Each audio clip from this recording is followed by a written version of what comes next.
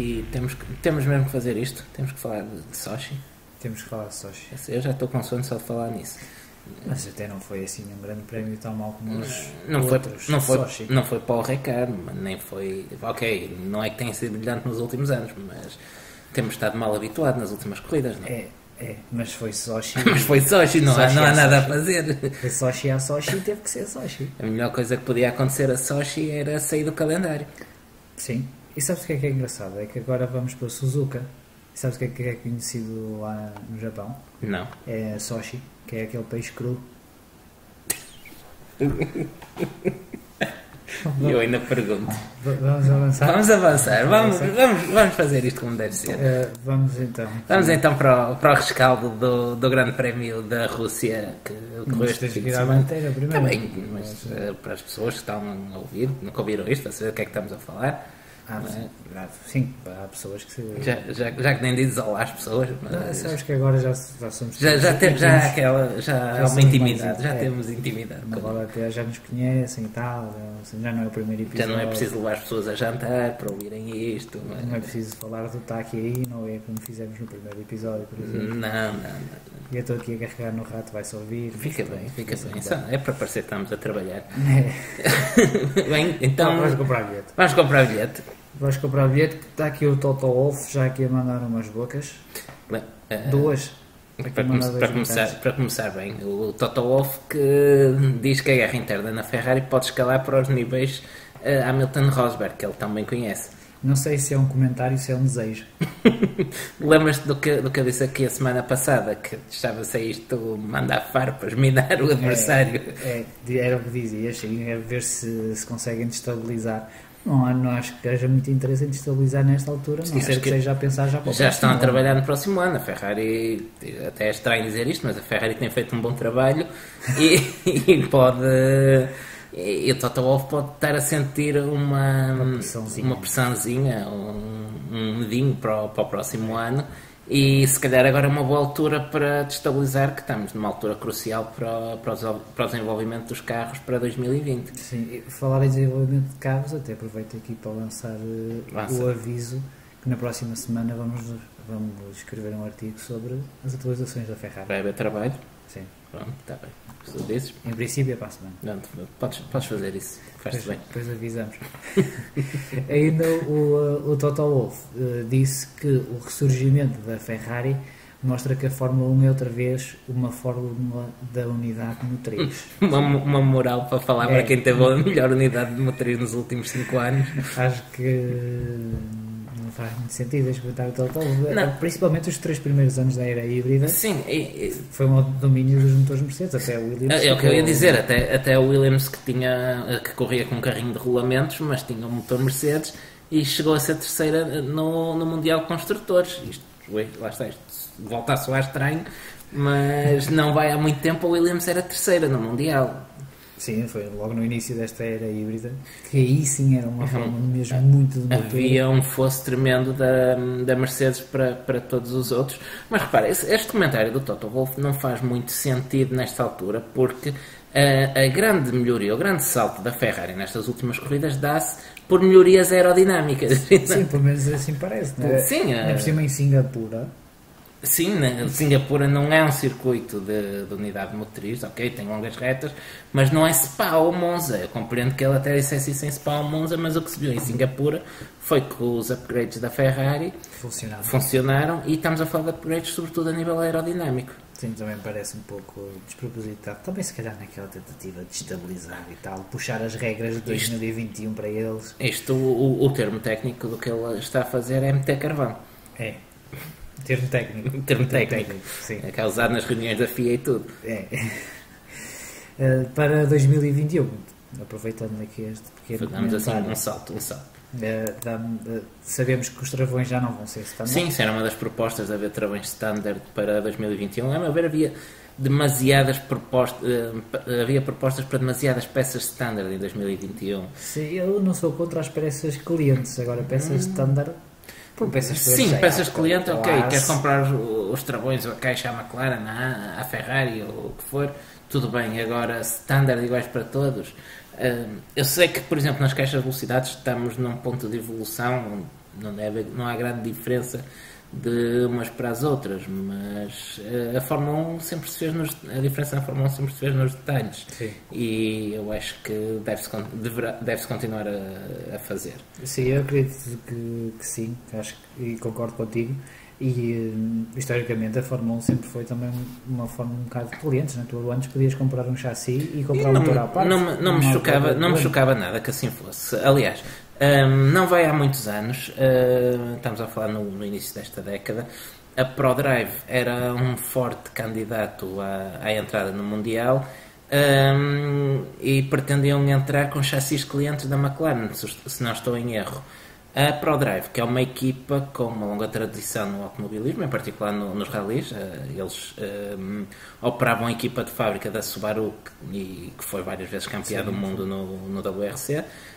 Por isso é uma equipa de créditos firmados. Não se trata propriamente de um investidor obscuro que apareceu caído de paraquedas na Fórmula 1. É um género de equipas que a meu ver seriam muito bem-vindas à Fórmula 1 e não via problema nenhum em ter uma ProDrive, por exemplo, a correr com um chassis cliente da McLaren. Mas ainda bem que falas nisso, e até nem temos apontado, mas é um bom assunto. O Jean Todt disse que queria evitar garagistas. O que, a meu ver, é totalmente contra a natura a Fórmula 1. A Fórmula 1 viveu de garagistas. Viveu, cresceu e sobreviveu de garagistas. Claro que as histórias dos garagistas nem sempre são...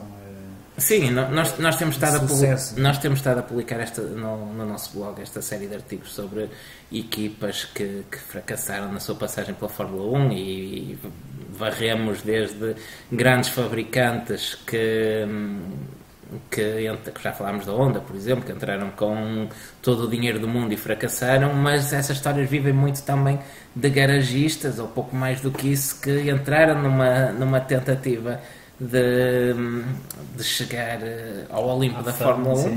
Algumas foram bem sucedidas, como a própria McLaren, a Williams, em menor escala a Jordan, por exemplo, a Sauber, mas outras, como por exemplo a Forte e a Life, entre a história da Fórmula 1 é rica em projetos falhados desses, foram autênticos desastres. Mas a meu ver a Fórmula 1 tem muito mais a ganhar com essas equipas do que a perder. Sim, eu também acho que sim, e são equipas que depois acabam por servir de plataforma a pilotos que procuram um lugar na Fórmula 1 e que querem mostrar o seu talento, que é algo que acho que falta bastante na Fórmula 1. Aliás, nós abordámos um bocado mais esse tema nos primeiros programas, mas é uma boa altura para voltar a trazer cá. Ainda esta semana publicámos o artigo da HRT que permitiu a estreia, por exemplo, do Daniel Ricciardo.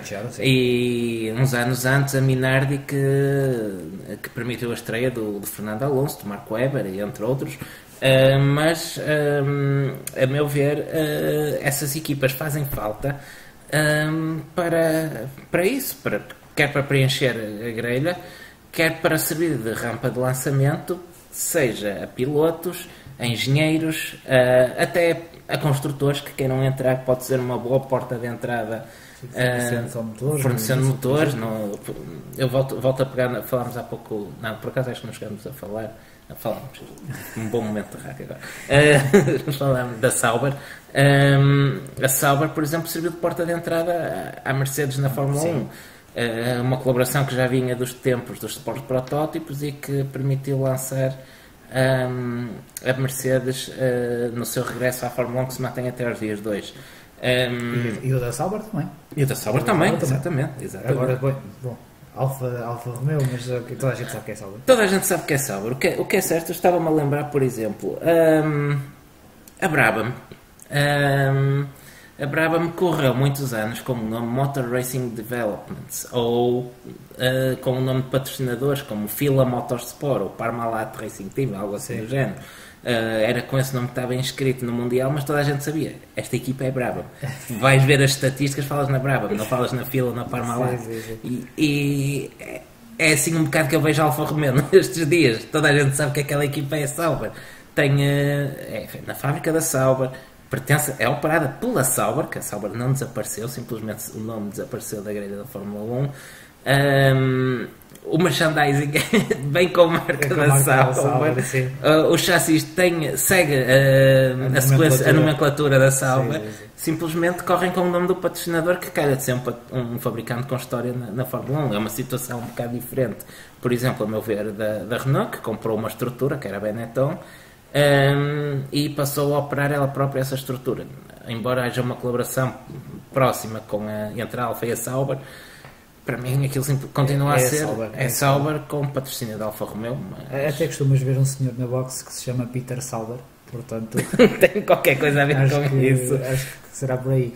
É uma questão que se vai manter também para o ano, por exemplo, com a Alfa Tauri.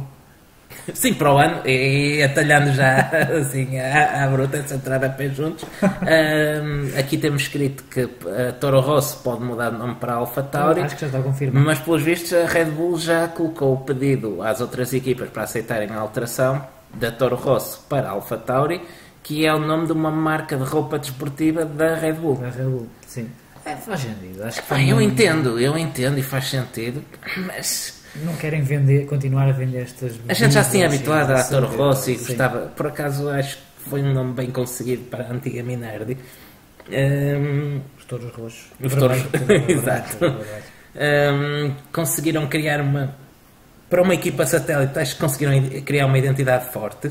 Eles ganharam primeiro com a Red Bull. É verdade que ali a primeira equipa do universo Red Bull a ganhar uma corrida foi a Toro Rosso em Monza, com o Sebastian Vettel. E fico com pena se o nome Toro Rosso desaparecer da grelha, mesmo sendo uma equipa B da Red Bull. Pode ser que façam alguma espécie de homenagem para marcar um nome para sempre. Fiquei curioso também como é que vai ser depois a decoração do carro, porque as cores da Alfa Tauri é preto e branco. Se calhar pega no que tem e põe preto e branco. Pois, é provável que sim. Eu estou curioso para ver que vamos ter duas alfas na grelha. Eu tenho um bocado de preocupação por causa do Kimi. Pois tu comentavas isso comigo, que ainda vamos ter o Kimi entrar na box da alfa errada. Não? É provável que depois ele entra no carro, peça o volante e aquele volante não encaixe naquele carro. Não, vem com touro. Mas começa a estranhar aquilo. Ainda por cima ele agora veio do verão assim um bocado adormecido. As férias não lhe fizeram bem, claramente. Tem que beber um shot, mas de café. Se acorda. Pronto, parece que vamos ter uma Alfa Tauri então na próxima temporada. Na próxima temporada. Que é daqueles nomes que não quer dizer coisa nenhuma. Estavas a falar há bocado da Renault e eu vou aproveitar aqui para fazer uma ligação com a Renault. 2 pontos. Primeiro é que vão ficar sem clientes. Gostei do pormenor de dizer que ias fazer uma ligação e pegares no telemóvel. Eu pensei que ias ligar só para ele. Estou a Cirilo. Olha isto. São 2 pontos que tenho aqui para fazer. Um é primeiro sobre os motores que vão ficar sem clientes. A Renault e vão ficar sem clientes porquê? Porque não prestam? Sim, mas o que é que vai acontecer? Sem cliente. Sim, a McLaren vai passar a ter motores Mercedes a partir de 2021. Nós, curiosamente, aqui há umas semanas discutíamos estas possibilidades de trocas de motor da McLaren. Sim, nós dizíamos até quando é que a McLaren vai ter paciência ou quando é que a McLaren se vai chatear. Tens aqui a tua resposta. Estás chateada já? Foi mais cedo do que eu esperava. Eu pensei que a Renault fosse apostar mais nesta ligação, mas para mim esse regresso à Mercedes pode querer dizer 2 coisas. Ou que é uma solução rápida para voltarem aos lugares cimeiros brevemente,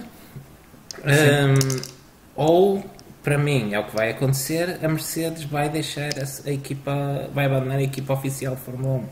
Diz isso por causa desta multa das emissões? Exatamente. 1.000 milhões de euros é um bocado de dinheiro. Chato, não é? E chato. Para quem não sabe, a Mercedes foi multada em 1.000 milhões de euros, 1 billion, em escala americana. Pinners. Devido a fraudes em emissões poluentes nos veículos de rua. Estamos a falar num valor que será algo como 3 a 4 temporadas do orçamento da equipa de Fórmula 1. Quando é que foi a multa do Spygate? 100 milhões? 100 milhões, salvo erro. Ok, então não chega. Não chega, não, é uma escala de grandeza completamente diferente. E nós já vimos este filme, nós vimos isto com o grupo Volkswagen, que dominava o Mundial de Rallys, o WRC. Estava para entrar na Fórmula 1. Estava para entrar na Fórmula 1. Tinha um polo WRC, da nova geração de WRCs, completamente desenvolvido, mais que testado e pronto a entrar em ação, que foi abandonado devido a isso. Tinha uma Porsche e uma Audi a dominar o Mundial da Resistência, particularmente a Porsche, com o projeto 919, que dominava a resistência às 24 horas de Le Mans, que também tiveram que abandonar esse projeto para se focarem na Fórmula E, ou seja, tudo o que eram grandes projetos a nível mundial, como o WEC e a WRC, o grupo Volkswagen teve que abandonar na sequência do escândalo de emissões fraudulentas, e teve um impacto muito mais profundo do que a competição automóvel. Toda a própria estratégia foi redirecionada para os híbridos e elétricos do grupo para tentar limpar a imagem, e o automobilismo foi o primeiro a sofrer. E eu não estranhava que a Mercedes seguisse o mesmo caminho. Já tem equipa na Fórmula E, e que dentro de 2 anos abandonassem a Fórmula 1 para se focar na Fórmula E enquanto pagam a conta. Sim, não deixei de ser irónico a estratégia destas duas marcas, ou do grupo Volkswagen e da Mercedes, que é de limpar a imagem ao mesmo tempo que nos impingem SUVs, que é das coisas mais ecológicas que há nesta vida. Sim, aliás, tem dado uma grande polémica na Alemanha. Vamos começar aqui a divagar. Sim, ficámos aqui a discutir a noite toda, por isso nem vou por aí. Mas isto é o que eu acho que vai acontecer. Aquilo que eu gostava que acontecesse era que a Mercedes continuasse. Eu acho que talvez continue até 2021. Sim, 2021 eu acho que estão mais a próxima época acho que estão garantidos. Em 2021 como entram novas regras, se calhar pensam, se calhar chamam o Ross Brown, pintam os carros de branco e amarelo fluorescente e está feito. Porque nesta conjuntura, desculpem, tenho dúvidas que continuem, ou que me leva de volta aos garagistas, que foi onde isto tudo começou. Aqueles que não queremos, não é? Aqueles que não queremos. Porquê? Porque nós já vimos este filme em 2008, 2009, numa altura em que a Fórmula 1 tinha a grelha praticamente composta ou maioritariamente composta por grandes fabricantes. Tínhamos, falando de memória, para além da Ferrari, da Mercedes via McLaren, tínhamos a BMW, tínhamos a Honda, tínhamos a Toyota, penso que não me estarei a esquecer, a Renault. A Ford estava, não. A Ford já tinha abandonado no final de 2004 com a venda à Red Bull. Mas tínhamos mais de metade da grelha. A Honda, por exemplo, tinha 2 equipas, tinha a Honda e a Super Aguri. Tínhamos mais de metade da grelha na mão ou fornecida direta ou com fortes ligações a grandes construtores. O que aconteceu é que arrebentou a crise de 2008 e BMW, Honda, Toyota foram-se embora e no espaço de 2 anos e tivemos uma crise, uma falta de construtores na grelha, que foi preciso ir inventar construtores à última, com a célebre Caterham, Lotus, HRT, Manor, Virgin, equipas que poucos anos duraram na Fórmula 1. Isto porquê? Porque voltamos ao princípio, são estes pequenos construtores, os garagistas, que vão suportando a Fórmula 1. E não, os grandes construtores são importantes e fazem muita falta na Fórmula 1 e nós queremos vê-los lá, mas para todos os efeitos são equipas que estão sujeitas a uma decisão de qualquer conselho de administração, de acionistas, que de um momento para o outro olham para a folha de Excel, veem muitas células a vermelho e decidem, se calhar vamos andando, e ficamos com as grelhas vazias. Por isso eu acho que o que a Fórmula 1 precisa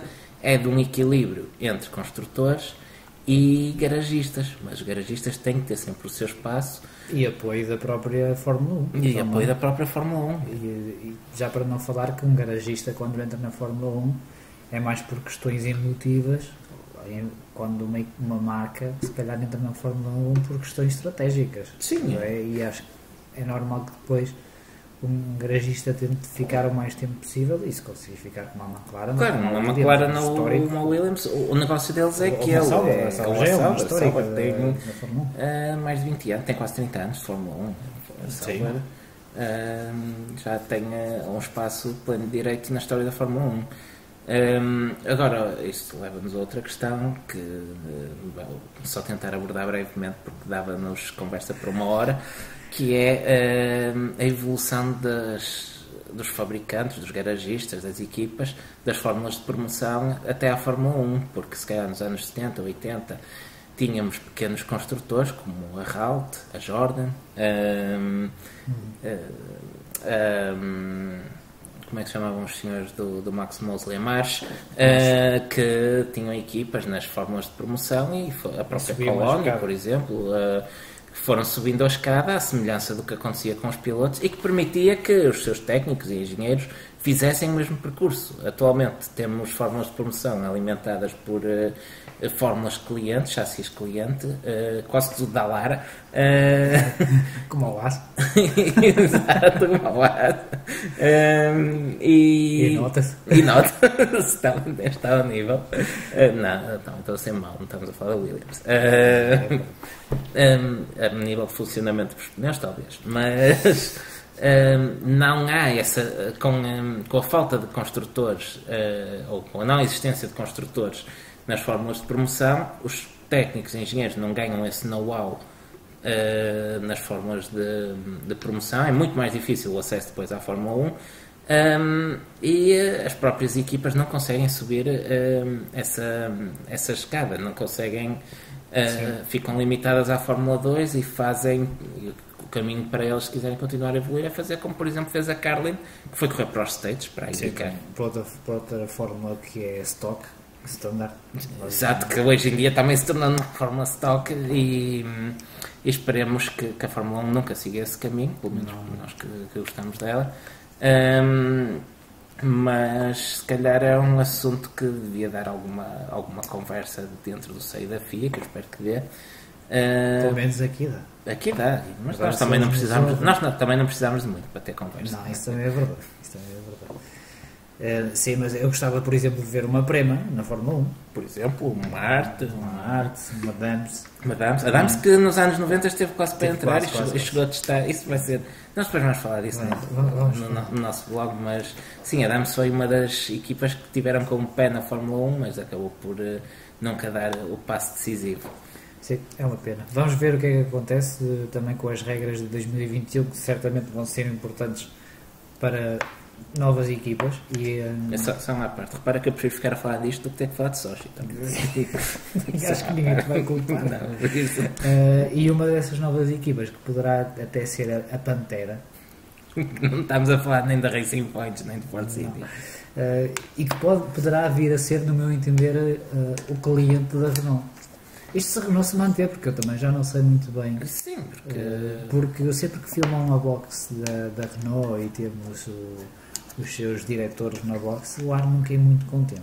Com os resultados que eles estão a obter e com o orçamento que têm. E com o orçamento que têm. Eles têm orçamento, aliás, para ter o terceiro piloto mais bem pago da igreja. Sim, por aí eu acredito que o compromisso seja para ficar mais algum tempo, pelo menos.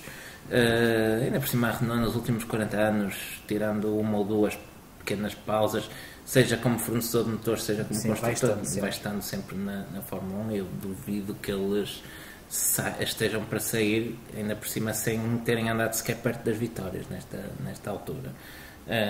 Primeira glória, se calhar. Vamos ficar a primeira glória e depois talvez manter-se ou como equipa de fábrica ou como fornecedor. Sim, fazem como fizeram anteriormente, vendem a estrutura de Fórmula 1 de Anston, depois daqui a uns anos a comprarem outra vez. Sim, metem um nome esquisito ou uma equipa qualquer, fornece os motores, ou uma entidade de capital mais ou menos desconhecida, que é mais ou menos o que é esta Pantera. Sim. Eu gostava de ver de que cor é que eles vão pintar os carros. Será que vai ser com o padrão? Vai ser cor-de-rosa como os Racing Point? Vai ser preta como as Panteras? Não sei. É a minha principal curiosidade neste momento, é saber como é que vai ser a decoração da equipa, que em princípio entra em 2021 se o João Tó deixar. Certo. Só mais uma coisa para fecharmos aqui a bilheteira e seguirmos para as bancadas. Ainda repescando o assunto da McLaren Mercedes, tínhamos posto a hipótese de, eventualmente, a McLaren retomar o lugar da equipa de fábrica da Mercedes, um lugar que, no fundo, já desempenhou no passado. Eu, pelo que se vem lendo na imprensa, a escolha pelos motores Mercedes, ou a opção pelo regresso aos motores Mercedes, foi uma decisão do Andreas Seidel, que queria os melhores motores disponíveis. Faz sentido, ele tem estado a arrumar a casa, e bem, desde o início do ano. Um comentário mais ou menos recorrente que tem surgido sempre que a McLaren muda de motor, e tem mudado muito nos últimos anos, é porque é que a McLaren não fabrica os próprios motores. Não tenho, acho que nem sequer tem conhecimento nem capacidades para tal. E eu concordo contigo. Até porque os carros de estrada que eles têm também não têm motor McLaren. Não, eles contratam uma empresa inglesa, salvo a Ricardo, uma empresa chamada Ricardo PLC, que desenvolve os motores de estrada para eles. Mas eu, embora concordo contigo, eu levanto aqui uma questão. A Mercedes, por exemplo, quando reentrou na Fórmula 1 nos anos 90, também não fabricava motores. O que é que a Mercedes fez? A Mercedes chegou a um fabricante de motores, no caso a Ilmor, e contratou e encomendou um motor para a Fórmula 1, ao qual pôs a marca Mercedes-Benz. Esse motor começou por equipar a Sauber, o célebre Sauber C13, todo preto, um dos carros mais bonitos da última década, concordo contigo, até tenho essa miniatura, tenho que a trazer num próximo programa. O motor foi batizado de Sauber, e não, no primeiro ano o motor não era Mercedes, embora nem Alfa Romeo, embora no capô do carro estivesse lá a estrelinha e as letras a dizer Concept by Mercedes-Benz. Sim. A partir de 94, sim, o motor passou a chamar-se oficialmente Mercedes. Tivemos uma Sauber Mercedes até a Mercedes se mudar para a McLaren, e o resto é história. Entretanto, no final dos anos 90, início dos anos 2000, já não sei precisar, a Mercedes decide simplesmente comprar a Ilmor, e a fábrica de motores de Fórmula 1 da Mercedes não é mais do que a antiga Ilmor. Desse modo, eu pergunto se não seria viável para a McLaren fazer algo do género, chegar a Ricardo, ou ajude, mantém-se um nome histórico na Fórmula 1 também, chegar lá e encomendar um motor à ajude de McLaren, como faz a Zetec, por exemplo. Qual é o motor que tem o P1, o McLaren P1, sabes? E eu penso que seja uma derivação do 675 e companhia, mas porque esse talvez seja o motor mais parecido com o motor da Fórmula 1, até porque tem o sistema KERS, acho eu. Sim. Talvez esse seja o motor mais parecido com a Fórmula 1, eventualmente a empresa que desenvolveu esse motor poderia ser uma solução. Agora, tu durante os anos também foste perdendo a Cosworths. Sim, fazia falta uma Cosworth. O que dizíamos em relação aos garagistas, os motores tecnicamente, historicamente, são talvez mais difíceis. É mais difícil termos pequenos construtores de Mercedes, mas tivemos a Jude, que eu falava há pouco, que se mantém em atividade, sobretudo a fornecer LMP2 e outros protótipos. Tivemos a Hart, de Brian Hart, que no final dos anos 90 equipava os Arrows, que equipa os Jordans, por exemplo. Tivemos a Cosworth, que falavas há pouco. Tivemos uma tentativa falhada no final dos anos 80 da Zack Speed. Tivemos o tristemente célebre W12 da Life, mas isso nem conta para a autobola, isso é história para outro dia. Chegamos até a ter motores da Lamborghini. Tivemos da Lamborghini, uma marca pequena, mas tivemos sim. Da Lamborghini, um V12 que equipava salvo erro os McLaren. Acho que chegou a ter contato com a McLaren. Chegou a ver qualquer coisa assim, mas lembro que forneceram Arrows ou Footwork. Sim. Algumas equipas penso que a própria Minardi também, mas teria agora que fazer os trabalhos de casa. Sim, mas estamos aqui a falar de cabeça, se calhar já dizemos uma. Está quase tudo certo. Mas por exemplo, a Subaru, estou-me a lembrar que ele forneceu, no tempo em que controlou a Colony, motores com salvo erro de origem Jude também, um Flat 12 encomendado à ajuda, creio eu, mas corro o risco de estar a... Só mas tinha para aí 5 metros. Exato, estou a falar de cor, agora teria que verificar se alguém se quiser dar o trabalho de força. Mas isto para dizer que, pronto, também acho que a Yamaha... Podia ser uma opção, se calhar. Sim, estou-me a lembrar da Yamaha, por exemplo, agora que chegou a fornecer motores nos anos 90 à Tyrrell e à Aeros. A Volvo esteve para seguir este caminho, chegou a haver, há rumores que terá havido um acordo muito próximo entre a Volvo e a Aeros e Yamaha para termos uma Aeros Volvo, mas que não se chegou a concretizar. A Volvo era uma boa marca para voltar assim a uma competição de... Não estou a ver, não. Se bem que a imagem marca da Volvo é segurança. A Volvo, se corresse na Fórmula 1, corria com um carro almofadado. Com 3 aulas. Isso não sei se ia correr bem. Mas quando eles participavam no BTCC, por exemplo, era bastante... Sim, aliás, é dessa participação no BTCC que surge a ligação à Aeros, porque quem preparava os carros da Volvo no BTCC era a TWR, do Tom Walkinshaw, que por sua vez comprou a Aeros até a falir no início dos anos 2000. Daí ter surgido essa eventual ligação com os motores Yamaha, Ribetes, Volvo. Isto para dizer que a McLaren podia chegar aí a um fabricante de motores, uma Cosworth, uma ajude e encomendar motores McLaren, mas na prática o que eu acho que vai acontecer é que ou eles arranjam mantém-se como os motores Mercedes durante 3 anos e depois ou arranjam um grande fabricante tipo Honda que quer regressar à Fórmula 1 ou entrar outra vez, ou assumem o lugar de equipa de fábrica da Mercedes. E acho que é o mais provável. Que é o mais provável. E se calhar já divagámos um bocadinho. Mas também já é normal. Não é normal. Só de terminar aqui com 2 pontos antes de irmos para o grande prémio. Queria só fazer uma menção ao artigo da Tribuna Expresso com o Nuno Pinto. Sim, é bom ver a Tribuna a dar atenção ao automobilismo. Sim. Também. Nós já tínhamos falado do Expresso numa altura menos feliz desta época e do comportamento que tiveram, que foi positivo, tendo em conta as circunstâncias, e tem dado uma boa atenção agora ao automobilismo, com uma entrevista ao António Ferro da Costa e outra que vale a pena ler também. Sim, uma também. Entrevista muito boa, e outra ao Nuno Pinto. É um trabalho fantástico da Lídia Peralta, que acho que se não leram ainda deviam. E por fim, se calhar agradecíamos a nomeação. É verdade, é verdade. Não sei, os prémios Podes 2019, organizados em conjunto com o público, pelo qual e a plataforma podcast. Exatamente.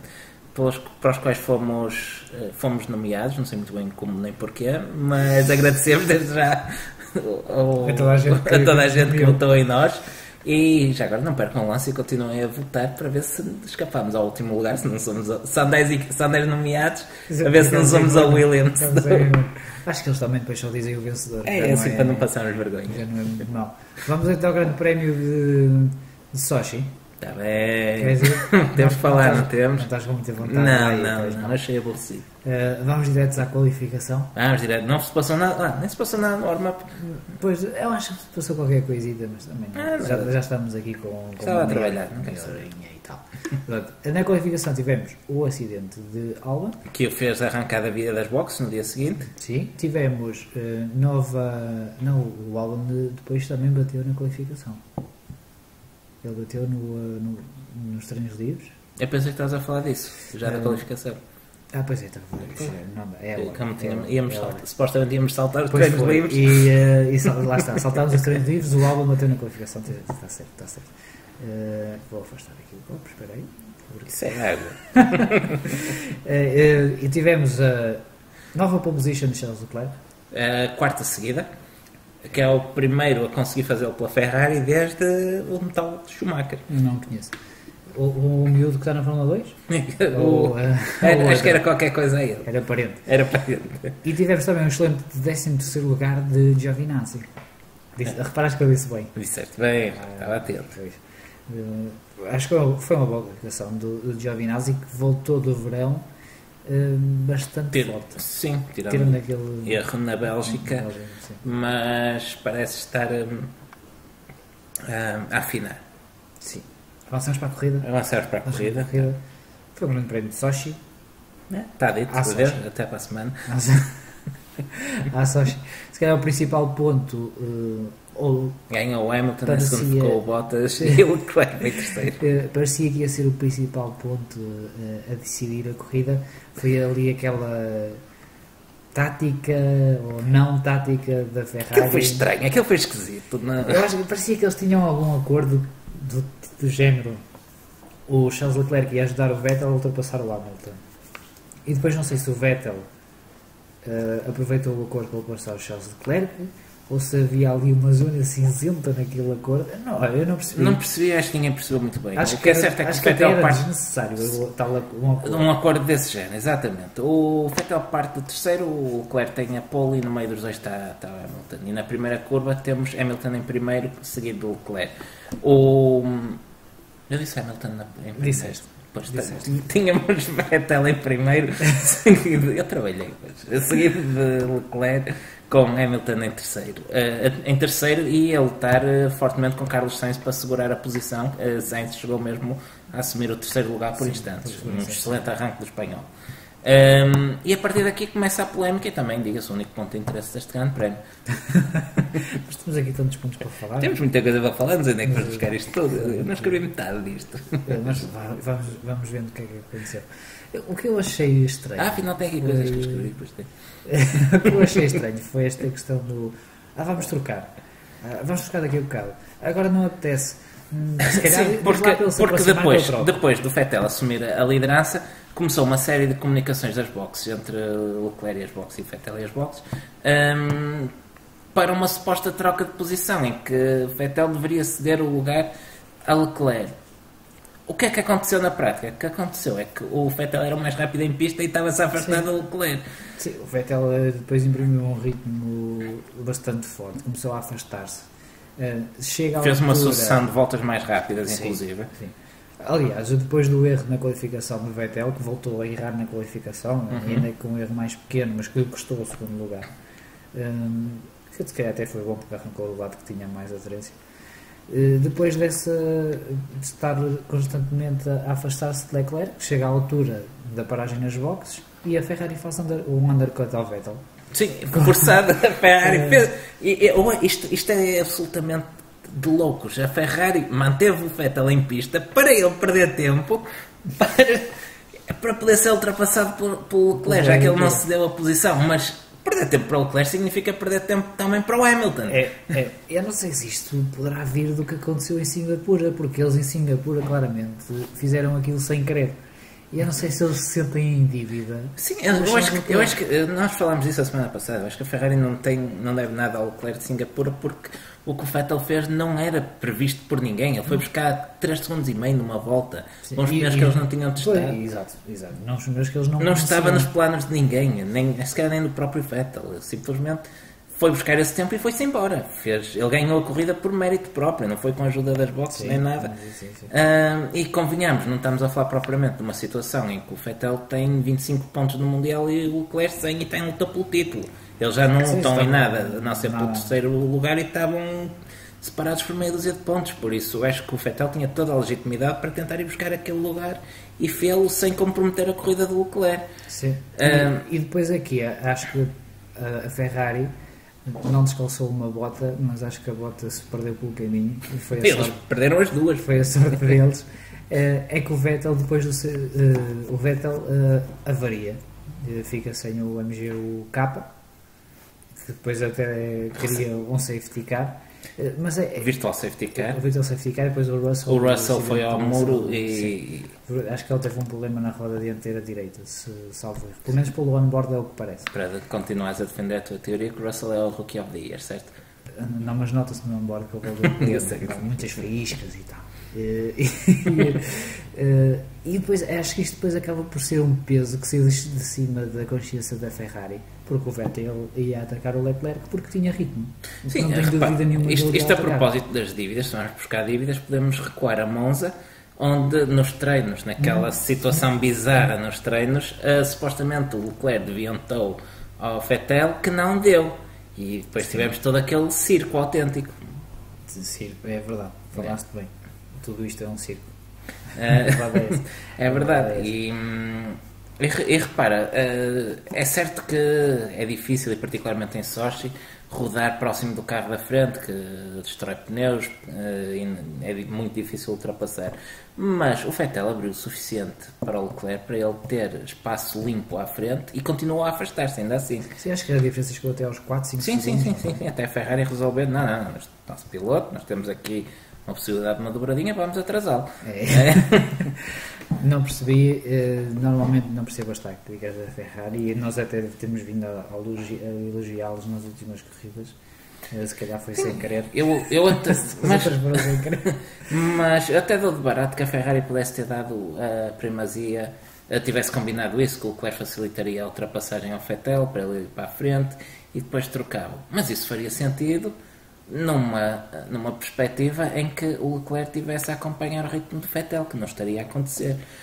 Sim, e se depois de facto estavam combinados que iam trocar de qualquer das formas, mesmo que o Vettel fosse mais rápido, estejam calados até a altura da paragem nas boxes, dividam a estratégia, como fizeram, e já está, e ninguém falava. Depois também parece-me que houve ali um excesso de rádios, passado 30 e 30 segundos tínhamos a Ferrari a falar no broadcast, mas pronto, não sei muito bem o que é que lhes passou pela cabeça. Repara, da maneira, com os ritmos com que eles estavam, se o Vettel tivesse deixado passar logo o Leclerc, o que é que ia acontecer? Ia acontecer que ele ia estar mais rápido e 2 voltas depois a Ferrari ia estar a dizer ao Leclerc que o Vettel era mais rápido e tinha que deixar passar. Ou isso, ou então começavam os dois a perder tempo para lá, Exato. Porque se calhar o Vettel ia tentar atacar, como não é fácil em Sochi, se calhar iam perder os dois tempo. Sim, diz. Não, eu só ia dizer, eu entendo uma situação destas quando há claramente um piloto a lutar pelo título ou do género, mas não é a situação. O Vettel não é propriamente o Barrichello, tem 4 títulos. E podíamos esperar mais para o fim da corrida se fosse exato, ver o desenrolar da corrida. Acho que a Ferrari se expôs a uma situação ridícula, completamente desnecessária. Aliás, eu vejo Fórmula 1 lá para cima de 3 semanas e não me recordo de ver uma situação remotamente parecida com isto. Um piloto ter um carro ou ter a companhia de equipa 2 lugares atrás na partida e arranjar maneira dele passar para a frente para depois trocar. Não, nunca vi nada parecido. E claro, quem é que nos ia dar esta perla? Era a Ferrari, por isso nós gostávamos disto. Houve até pessoas que perguntaram se era o regresso do Vettel Multi-21, quando a equipa lhe pediu para ele ficar atrás do Weber e ele disse, acho que não, e foi-se embora. E aí ganhei um bocadinho de respeito ao Vettel, até, vou-te ser sincero. Resultado, com isto tudo, o Vettel depois também acabou por avariar, não é resultado da tática. Mas eu estou convencido que alguém em Maranello carregou num botão não deixas passar. Autodestruição. E tivemos um virtual safety car. Nesse virtual safety car, ou durante esse período, o George Russell teve um problema no carro que depois originou um safety car completo. Sim. É assim que se diz. Safety car a sério. E nesse tivemos o Bernie Mailander a liderar a corrida, pronto. Sim, é dos pilotos que mais lidera corridas durante a época. Nesse safety car acabou por pender a balança para a Mercedes e parece-me que a Ferrari aqui também voltou a reagir um bocadinho tarde. Sim, uma vez que entrou o safety car, pelo menos a ideia que eu tive foi, já perderam posição, é parar para o Leclerc. Claro. Mas eles ainda esperaram umas quantas voltas. Ficaram à espera, parecia a Mercedes em Singapura, ficaram à espera, não sei muito bem de quê, e acabaram por não fazer porra nenhuma. A verdade é que a Ferrari subitamente passa de uma situação onde tem uma dobradinha para uma situação onde entrega de bandeja. Ficam a ver uma dobradinha. Uma dobradinha da Mercedes. Aliás, o Leclerc ainda sai inicialmente à frente do Bottas. Sim, depois não ficou difícil de perceber se o Leclerc, se tivesse parado, se ficaria à frente do Bottas ou não, mas eu tenho a ideia que se ele tem parado logo no início do safety car, que ficaria à frente do Bottas. E ficou, só que depois voltou a parar para colocar softs novamente. Sim. E conseguiu perder o segundo lugar. Pois, é uma tática a Ferrari. Acontece. Porque não consegue, estamos em Sochi e não se consegue ultrapassar. Sim, porque depois o Leclerc bem tentou, mas não conseguiu. E aqui entra a tática da Mercedes após o safety car, que a mim pareceu-me claro de que o Bottas foi utilizado ali como tampão. E foi. Acho que não há grandes dúvidas, nem a Mercedes me parece que esteja muito preocupada em esconder isso. Não sei se o Bottas não tem andamento para o Hamilton, mas uma coisa é certa, o trabalho que lhe foi pedido, ou que aparentemente lhe foi pedido, ele fez de forma exemplar. E eu continuo a bater nessa tecla. A razão do Bottas estar na Mercedes é essa. Se fosse para discutir vitórias com o Hamilton, ele já lá não estava. A última coisa que a Mercedes quer é a reedição da guerra entre o Rosberg e o Hamilton. E por isso é que o Bottas... Mas eu gostava tanto. Eu também, por cima, continua a ser a equipa a bater, porque ao menos tivessem 2 pilotos à bolha entre eles, para dar um bocadinho mais de animação. Uma luta assim, na Ferrari, na Mercedes e na Red Bull... Tinhas o campeonato de 2010, por exemplo. Onde tinhas um Hamilton e um Button, por exemplo, a ganharem corridas, onde tinhas Alonso e Massa a ganhar corridas... tinhas Vettel e Webber a ganhar corridas. Sim, mas o Massa aí era claramente. Sim, o Massa aí já tinha levado com a mola na testa e já não era o mesmo Massa, mas continuava a ser uma boa dupla de pilotos. Tinhas 3, 4 equipas com 2 pilotos a lutar pelas vitórias, basicamente. Sim. Sendo assim, a Mercedes fez um 1-2 ou uma dobradinha, como preferirem. E gostei depois foi dos comentários do Helmut Marko a dizer que o Vettel não tem futuro na Ferrari, que apesar de ter sido o piloto mais rápido em pista, a Ferrari acabou por o sacrificar. Acho que é a primeira vez que eu vejo isso, em que uma equipa sacrifica o homem mais rápido em pista. Mas podes dizer que a Ferrari já fez isso com o Barrichello e com o Schumacher. Tá, mas mesmo assim... Mas eram situações diferentes em que o Schumacher tinha muitos mais pontos. Sim, exatamente. Do que o Barrichello. Não consigo entender, mas eu concordo de certa forma com o Helmut Marko. Acho que depois disto que é o fim da linha para Vettel na Ferrari, mesmo que ele comprou o contrato no próximo ano. Se for para continuar na Fórmula 1 em 2021, é melhor arrumar outras paragens. Ele, se quiser mudar já para o ano, continua na minha, pode reeditar a dupla com o Kimi na Sauber, que se andar bem, para ver se levavam a equipa ao pódio, por exemplo. Sim, não seria mal. Atrás dos Ferraris e dos Mercedes vieram os Red Bull. Não temos grandes notas sobre não, apenas uma grande corrida do Albon, a meu ver, que sai da via das boxes e consegue chegar ao 5º lugar. Sim, eu estive a ver um gráfico, já não me recordo onde, com o andamento ou com o ritmo do Albon comparado com o Max Verstappen, e no fim até era bastante parecido. Agora eventualmente o Max também se calhar já estava a aguardar e o Albon também. Nós vimos algumas corridas, por exemplo, em que o Gasly saiu do fundo da grelha e não conseguia fazer isto, apenas 8º, 9º. E o Albon faz isto em Sochi. É o que eu ia dizer, o Albon faz isto em Sochi, porque eu nas últimas corridas,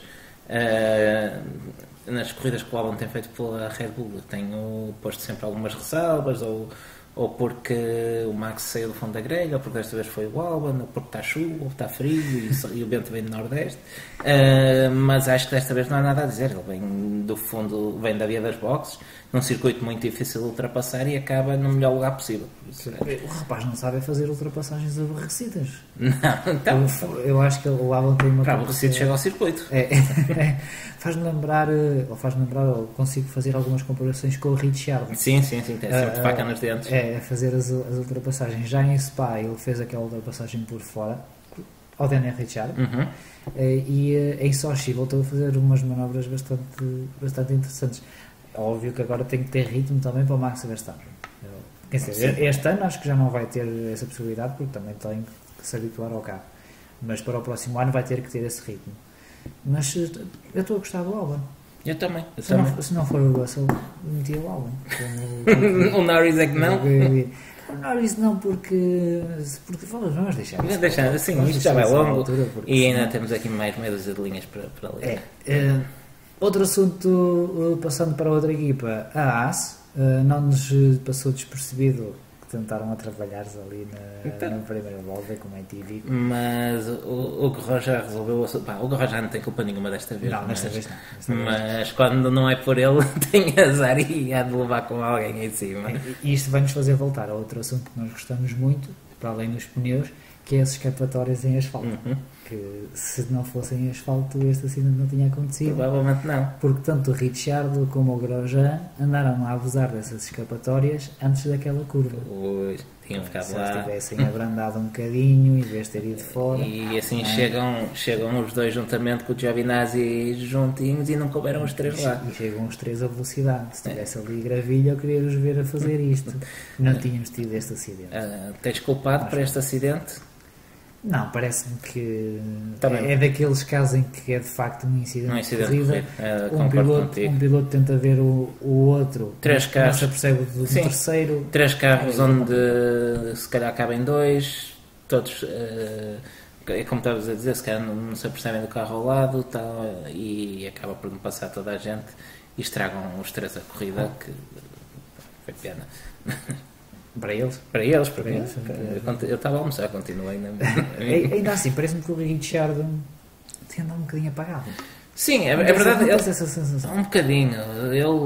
Eu sinto que o Ricciardo pode andar frustrado pela falta de desempenho da Renault este ano. Ele supostamente foi para uma equipa para tentar lutar pelo campeonato de pilotos, que foi a quarta classificada o ano passado e apontava ao pódio este ano, com grandes recursos, e que em vez disso andou para trás. Sempre atrás da McLaren. Acredito que seja frustrante, mas a verdade é que aqui acaba por ser envolvido num acidente onde, tal como disse dos outros dois, acho que não tem culpa, acho que foi um incidente. Acontece quando se anda no meio do pelotão e acaba por nem sequer terminar a corrida. Acredito que tenha havido ali alguns danos, fundo plano, talvez, ter andado com o pneu furado, a suspensão, e acabou por abandonar para poupar material. Em sentido inverso, é o colega de equipa dele que parece ter mostrado um bocadinho mais desde que lhe disseram que para o ano se calhar não vai ter lugar. Eu sempre defendi aqui o Camber, sempre o achei um bom piloto, apesar de achar que às vezes falta se calhar aquele danoninho dos campeões, mas acho um piloto extremamente competente e ele está-me a dar razão. Não pode cheirar o pódio. Se cheirar o pódio... Sim, se cheirar o pódio ele arranja qualquer coisa, ele deve ser tímido e não gosta de estar à frente de tanta gente, arranja a maneira de não ir lá. Falando dos pilotos que estiveram bem, pelo menos a meu ver, no segundo pelotão, digamos, Carlos Sainz, Sérgio Pérez e Kevin Magnussen, coloco estes três pilotos aqui no mesmo grupo. Grande corrida do Sainz, quase a segurar aquele quinto lugar, mas o Albon vinha com tudo. Sim. E acabou por ultrapassá-lo, já muito próximo do final. O Pérez, que voltou a conseguir chegar aos pontos. Sim. Muito boa corrida do Pérez. E o Magnussen, que apesar de ter tido o sábado mais infeliz, o Grosjean chegou à Q3. O Magnussen foi 14º, salvo erro, pelo menos arrancou do lado. O Magnussen não teve um sábado feliz, mas no domingo, à segunda curva, já estava a ultrapassar o Grosjean, e depois aproveitou para terminar bem dentro dos pontos. Isto foi outra das partes boas da corrida, agora falamos disso. Sim, e depois foi penalizado. Sim, ele parece justo esta penalização. Não, eu concordo com o Gunter aqui, que foi dos pontos altos da corrida. Foi a comunicação via rádio do Gunter Steiner no final da corrida, em que chamar idiota de Stewart para toda a gente ouvir. Sim, porque o Magnussen acabou em oitavo na pista, mas com a penalização cai para nono. Sim, o que se passou é que o Kevin Magnussen não passou por trás das duas barreiras que deviam ser obrigados a passar. Quem vai pelas escapatórias em asfalto? Se fosse gravilha não precisava lá. Não havia esse problema. A questão é que o Kevin Magnussen, quando se vê obrigado a cortar a curva ou a atalhar, como quiserem chamar, ele já faz isso num ponto em que não conseguia apanhar o primeiro placar. Fica que fazia inversão mais atrás. E então passou pelo meio dos dois. Tanto que ele imediatamente diz à Box: eu não consegui voltar atrás, tenho que reportar, porque senão, se calhar, não sou penalizado. De facto, a equipa reportou de facto ele foi penalizado. De facto, foi penalizado. Mas ele passou por cima lá das salsichas ou das bananas. Ou ele não ganhou tempo, ele não ganha nada com aquilo. Ele perdeu e se calhar até danificou o carro. Eu tenho que concordar com o Gunter. Primeiro eu concordava com o Gunter, mesmo que não concordasse, porque eu tenho medo que ele aparecia-me aqui e batia. Depois, o homem tem razão. Quer dizer, acho que nestas circunstâncias a penalização é absurda. E nós já há algumas corridas que não tínhamos razão de queixa dos stewards e das penalizações absurdas. Mas ok, tudo bem que a regra diz que tem que passar por meio das duas barreiras, mas também diz que não se pode fazer inversão de marcha em pista. O que é que... sim, é lógico. Acho que foi excessivo. Foi excessivo, foi excesso de zelo. Aliás, acho que não foi excesso de zelo, acho que foi uma regra mal aplicada, simplesmente. Sim. Falávamos também um bocadinho do Pérez. Ele que saiu de 11º, apesar de se ter qualificado em 12º, e dizíamos na nossa antevisão, escrevíamos na nossa antevisão, que não era de admirar se ele fosse o melhor dos outros porque era o primeiro a escolher pneus. Não foi, mas foi quase. Só o Sainz, depois o Pérez, o que mostra um pouco daquela... Estamos a falar bem outra vez do Pérez. Daquela regra. Não, daquela regra estúpida. Aquela das pneus. Regra estúpida.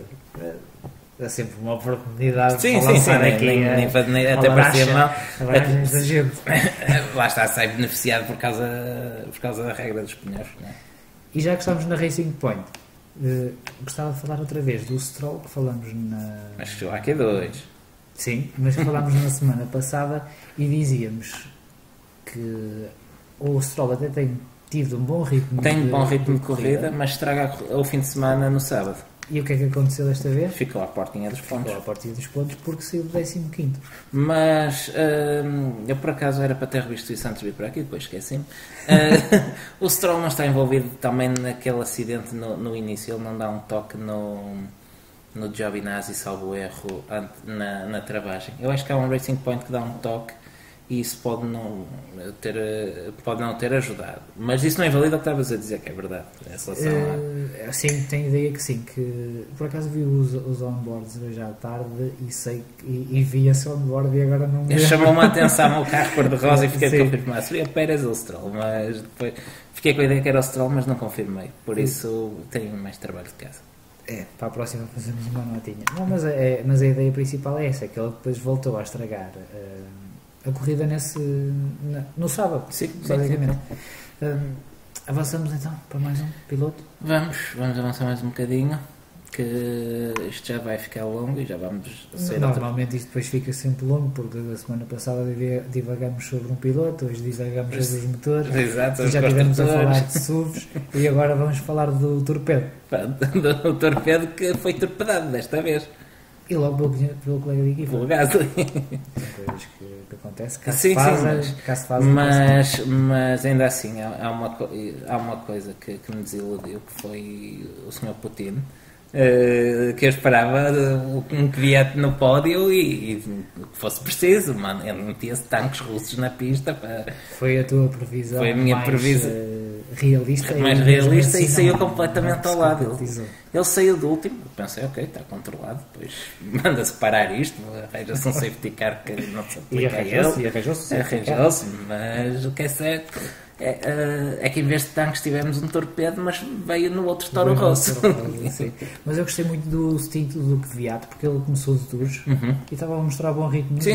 Agora, não sei se é do Kvyat, se é da Pirelli, que não faz distinção. Faz pneus iguais, eram softs pintados de branco. E diz que é uma coisa, mas vendo pelos valores teóricos, e é o que nós temos temos que trabalhar com alguma coisa, pareceu-me que ele fez um bom primeiro stint e depois houve ali a questão do safety car e tal, quase que o metia no pódio. Quase. Mas gostei mais uma vez da corrida do Kvyat, apesar de eu ter ficado só em 12º, salvo erro. Sim, mas acaba a fazer uma boa corrida sólida. Os Alfa Romeos é que... Sim, a Alfa parece ter sido abaixo depois do verão. Eu acho que tem muito a ver também com o desaparecimento do Kimi, que foi de férias e não voltou. Apesar do Giovinazzi ter estado nos pontos. Sim, mas se fores a ver, acaba por fazer sempre serviços mínimos. Comparando com o Kimi, como já dissemos várias vezes, tem 32 ou 33 pontos. Pensei que ias dizer 32 ou 33 anos. Não, já tem mais. Já tem quase 40. O Giovinazzi acaba por andar sempre ali pelo 10º, 9º, a correr bem. Já é melhor que o que tu farias. É melhor que o que eu faria, mas na ausência do Kimi, para a equipa manter o nível, precisava de um bocadinho mais, sétimos, oitavos, pelo menos. Mas é verdade, pode ser o que tu dizes, podem já estar focados em 2020. Eu não disse nada, só está aí ali escrito. Está bem, mas foste tu que escreveste isto. Sim, mas concordo. Concordo com o que eu escrevi. Concordas com o que escreveste? Ainda bem. As três vale tudo. Não, acho que a Alfa Romeo, a Sauber Romeo, Kimi Romeo, como quiserem chamar, sempre fez isto de preparar a nova época. Já não tem muito mais a cedo. ganhar. Até Aliás, as porque os classificações custos- no Mundial de Construtores estão praticamente definidas, toda a gente. É. Vamos já ver isso daqui a bocadinho. Mas a verdade é que se calhar não vale a pena gastar muito mais recursos em 2019 e apontar já baterias a 2020, onde vão ter o Vettel, não é? Sim, depois do que viado no pódio, essa é a tua melhor previsão. Exato. É o Vettel. Não, a minha previsão séria continua a ser o Camberg, até porque eu penso que ainda não foi confirmado, Giovinazzi. Não. E tudo isso ainda está por confirmar. O que já está confirmado é que o Williams vai ficar em último. Sim. Estavas a falar da classificação. Sim, o Williams bateu no fundo este fim de semana. É o Russell bateu na parede e depois o E Williams bateu no fundo ao pedir mas com estrondo. ao pedir ao Kubica para abandonar. Não que o Kubica tivesse problemas, Mas para poupar material, para por poupar falta de material. peças, pá, foi... É um bocado como a Alfa, se calhar que já estão a pensar em 2020. Eu acho que o Williams está a pensar na sobrevivência. Não queria chegar a tanto, não queria chegar a tanto porque eu gosto bastante da Williams, tenho que ser Eu também, sincero. é um histórico, um construtor que ganhou, é um dos construtores mais bem sucedidos de sempre da Fórmula 1, atrás da Ferrari e da McLaren, penso que à frente da Lotus, e era uma pena ver um construtor que nos deu tantos campeonatos, que ainda há pouco tempo lutava por vitórias, a afundar-se e a definhar desta maneira. Eu volto a falar dos nossos artigos das equipas fracassadas, que nos leva a passar por outras não tão fracassadas assim, e já tenho feito algum trabalho de casa por causa disso, e li coisas da Brabham, da Lotus, e o final dessas equipas lembra muito esta A história da Williams. esta Williams atual, uma equipa que há poucos anos ganhava corridas e que se arrasta nos últimos lugares da grelha, e sinceramente, a menos que entre algum grande construtor a injetar dinheiro, pegar na Williams para entrar na Fórmula 1, eu tenho dúvidas que a Williams se resista muitos mais anos na Fórmula 1 assim. Infelizmente concordo, É pena.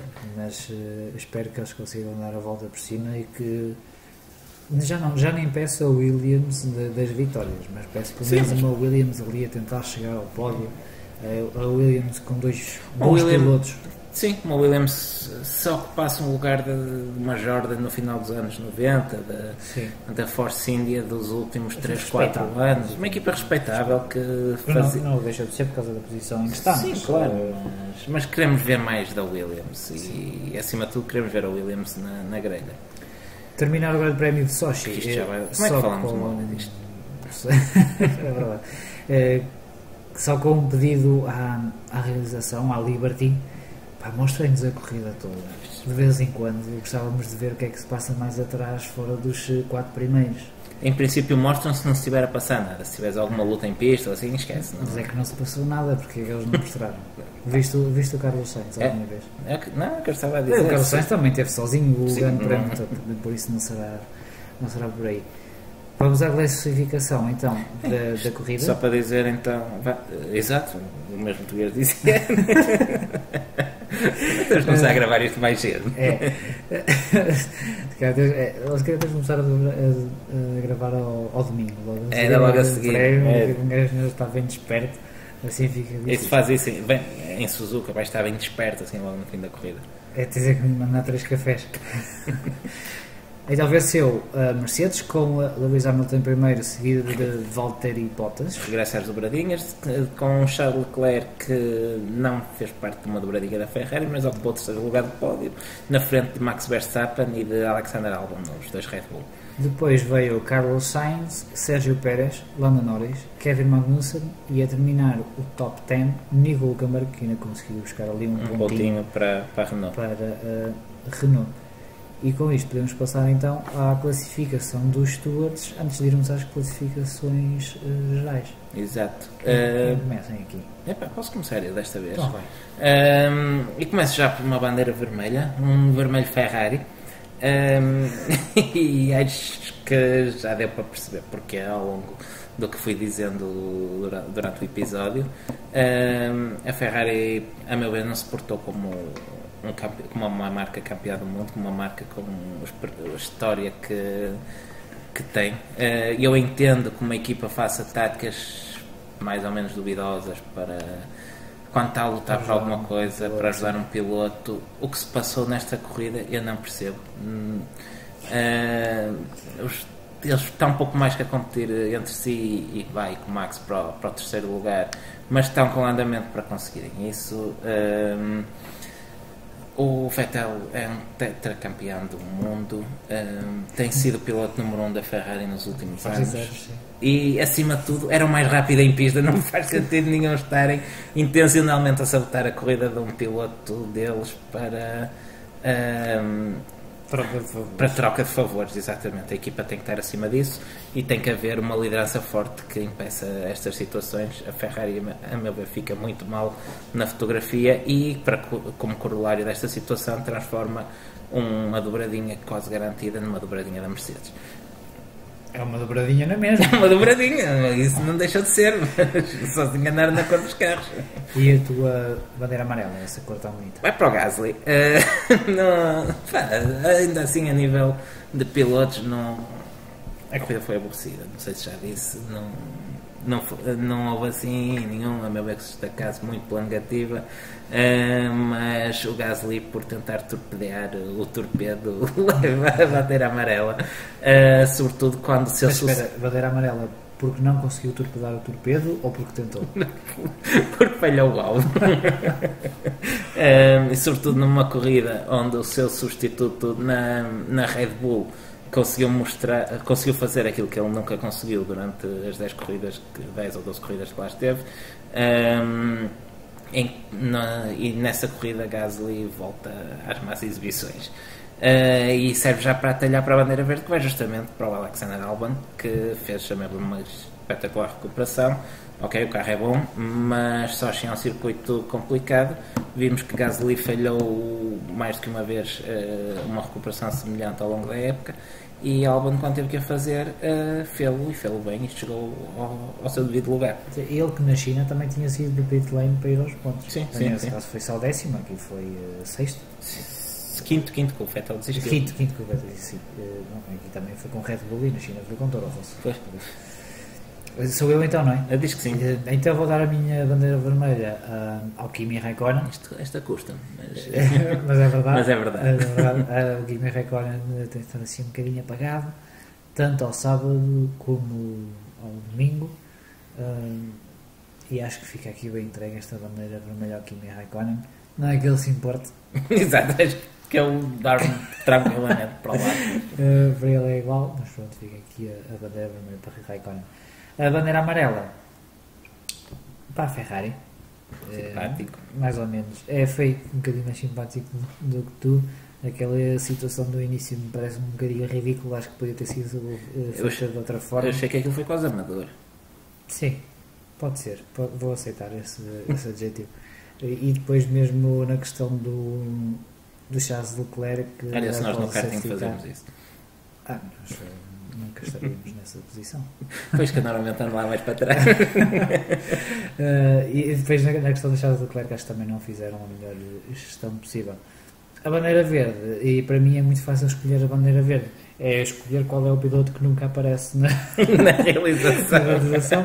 Quando foi Singapura não vi o Norris, por isso dei-lhe uma bandeira verde. Desta vez não vi o Sainz, por isso vou dar uma bandeira verde também. Entendo que ele andou sozinho ali no, a McLaren de qualquer dia não tem de guardar tanta bandeira verde. Mas houve outros pilotos que se portaram bem, mas vou destacar aqui o Sainz porque Gosto sempre de destacar aqui um piloto de segundo pelotão. É justo. Saltamos então muito rapidamente para o Mundial de Pilotos e Construtores para dizer que o Hamilton vai ser campeão. Ora, o Bottas é segundo, mas não conta, por isso tem para o terceiro classificado, que é o Charles Leclerc, Muitos pontos. 107 pontos de avanço quando estão, faltam 5 provas. É por isso que são 125 pontos mais as voltas mais rápidas em jogo, por isso eu apostava as fichas todas no Hamilton nesta altura. Sim, Já se não apostem no Russell, que acho que já não vale a pena. Não, acho que já não dá. O que é que temos de interessante aqui? Luta pelo terceiro lugar, Leclerc com 215, 3 pontos à frente de Max Verstappen. E O apenas Vettel fica assim um bocadinho mais longe. 21 pontos porque não pontuou, mas nem vou comentar por aí. Gasly que mantém o sexto lugar. Bem, interessante vai ser aqui esta luta pelo sexto lugar. Exato, ver se o Albon consegue ir buscar o Gasly ainda. O Carlos Sainz E o Carlos Sainz está a 3 pontos e o Albon segue em oitavo neste momento com 52, mas a este ritmo ainda é um sério candidato à sexta posição. Sim. Depois temos o Lando Norris e para acabar o top 10 temos os dois Renault. O Daniel Ricciardo e o Nico. Está aqui uma luta interessante do 9º ao 14º com apenas 3 pontos a separar. Sim. Daniel Ricciardo e Nico Hülkenberg 34, Kvyat 33, empatado com Sérgio Pérez, e Kimi Räikkönen com 31 no tal 14º, e depois para trás e de ver. Mundial de Construtores. Também já foi a Mercedes campeã. Também, acho que não vai conseguir ter tantos pontos como a Ferrari e a Red Bull, mas voltou a dilatar a vantagem nesse campeonato. Sim. A Ferrari veio em segundo lugar e a Red Bull, apesar de ter tido 3 pilotos, bem, acho que o campeonato de construtores acho que está praticamente tudo em. É o que eu dizia há pouco, está fechado. A Red Bull tem 200 pontos de avanço, 210 pontos de avanço para a McLaren. A McLaren tem 33 pontos de avanço para a Renault, que já começa a ter 13 pontos de avanço para a Toro Rosso. Depois tiver a Toro Rosso é que estão aqui separadas por 3 pontos. Luta. Depois a Alfa já vem com 35, já quase a 20 pontos. A Haas tem 28 e 7 pontos, e a Williams lanterna vermelha. Tem um ponto só para dizer que veio à festa. Vamos à famosa barraquinha de Tarot, onde se fazem as previsões mais acertadas para mundiais de Fórmula 1. As grandes casas de apostas estão todas a ouvir-nos neste momento e a tirar notas. Queres começar? Posso começar. Eu sou uma pessoa muito mais sensata do que tu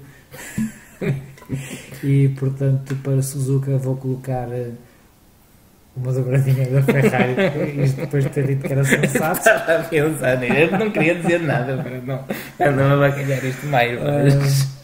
Vou pôr Leclerc em primeiro, Sebastian Vettel em segundo e em terceiro o Albon. O Max vai para a bancada, o Max vai andar na roda gigante. É o grande prémio de casa da Honda.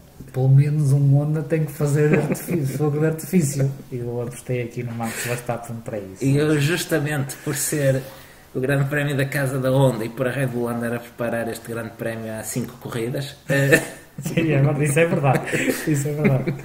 Eu acho que se eles não fazem uma dobradinha aqui, que mais vale não aparecerem ao resto do campeonato. Por isso eu pus o Max em primeiro e o Albon em segundo. Porquê que tens uma nota a dizer Lewis campeão? Porque eu acho que o Hamilton vai... Repara, eu fiz isto, não fiz contas para saber se isto é viável ou não. Ok. Se o Bottas desistir, se calhar ele fica lá para trás. E o Vettel vai encerrar o pódio como o melhor dos Ferraris e vai-se pegar com o Leclerc outra vez. Na rádio ou no fim? Já os deixo escolher, estou mãos largas hoje. Okay.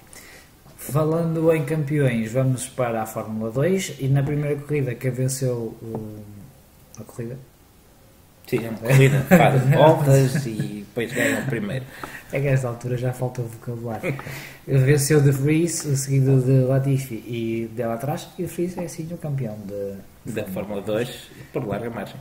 Sim, por larga margem também, o Latifi. Facilitou a partir do meio. Mas Latifi já tem os pontos suficientes para a superlicença. É sim, praticamente garantiu que sim, que vai ter os pontos suficientes para. Que vai para o Williams? Acho que sim. Ou vai para o Nico? Não, vai para o Williams. Eu, pelo menos, acho que ele vai para o Williams. Infelizmente, tendo a concordar contigo. Não é propriamente o maior talento, não é propriamente o piloto que a Williams precisa, mas é a carteira que a Williams precisa. E, na segunda corrida venceu Lucas Giotto. O homem dos lápis de cor. É impossível fazer este podcast. O segundo ficou do Rias e... Cala-me e lê-te. Completou o pódio. A Fórmula 2 ainda tem mais um grande prémio, mais uma Abu Dhabi? Em Abu Dhabi, sim, que é quando termina. Mas, A final da temporada, entretanto, eles vão de férias e voltam. sim. A Fórmula 3 terminou as corridas para o campeonato, mas ainda tem o grande prémio de Macau. Sim. É sempre uma prova Muito interessante. especial, muito especial. E o ano passado até tivemos a Sofia Flores a voar. É. Felizmente. Mas ela está. Essa ficou. Ficou para contar a bem. história e já está a correr. Mas depois de ver o acidente, eu pensei, isto correu muito mal. Mas felizmente acabou por ser praticamente só um susto. Sim. Falar nisso, tivemos um acidente na Fórmula 2 que era perfeitamente evitável se tivéssemos escapatórias em Grande. E tivemos o Nikita Mazepin a levar uma valente penalização da FIA com 4 pontos na Superlicença e 15 pontos e 15 lugares na grelha da Abu Dhabi. E acho que foram simpáticos, porque o rapaz foi um bocadinho parvo, de facto. Basicamente acusaram-no de ser irresponsável. Sim, mas se tivesse lá a gravilha, Ele portava-se bem. Fórmula 3. Fórmula 3. Prema. É só dar Prema. A Fórmula Prema. É a Fórmula Prema e o Vips lá no meio. Já disse como é que de isto vez em quando aparece lá o Vips, sim. Venceu Armstrong a primeira corrida, a seguir de Schwartzman Está mal escrito. E Nico Karias. Schwartzman escrevia assim de memória e foi o que saiu. Tá. Mas o Schwartzman ganhou o campeonato. Ganhou o campeonato também. Assim, também. E trouxe o caneco para a Prema.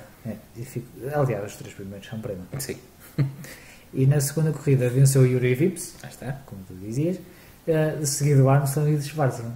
Que é para não estar aqui a baralhar. O Daroval é que não apareceu, não é? O Daroval teve algumas dificuldades, depois acho que houve ali uma altura, numa das corridas, ele acho que teve problemas com os pneus, até porque teve muito tempo atrás do resto dos pilotos. São coisas que acontecem. E para fechar, notícias requentadas. Sim, no Fora do Circo, e até porque isto já vai longo, como sempre, nunca conseguimos reduzir isto, mas normalmente se quiser que a gente reduza, depois peça. Não quer dizer que a gente vai cumprir, mas podem pedir. Mas podem tentar.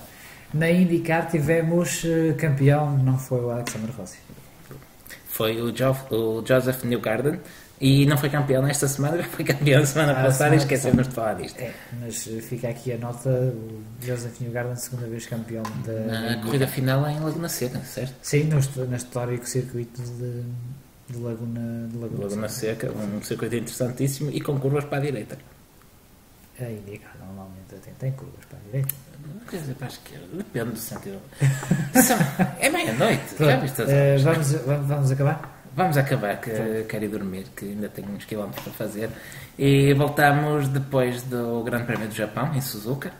Com uma dobradinha da Red Bull, segundo o Diogo. Está certo, então. Está certo. Ora, entretanto, passem pelo site do público, da página do Pods, para votarem nós. Sigam-nos no Instagram, no Twitter, no Facebook. Temos Facebook. Temos para lá uma página, e sim. E visitem o nosso site também. iTunes, exato, e vão passando por lá, às vezes aparecem coisas para ler. Qualquer coisa perguntem. Exato, e eu entretanto vou dormir. Até à próxima. Até à próxima.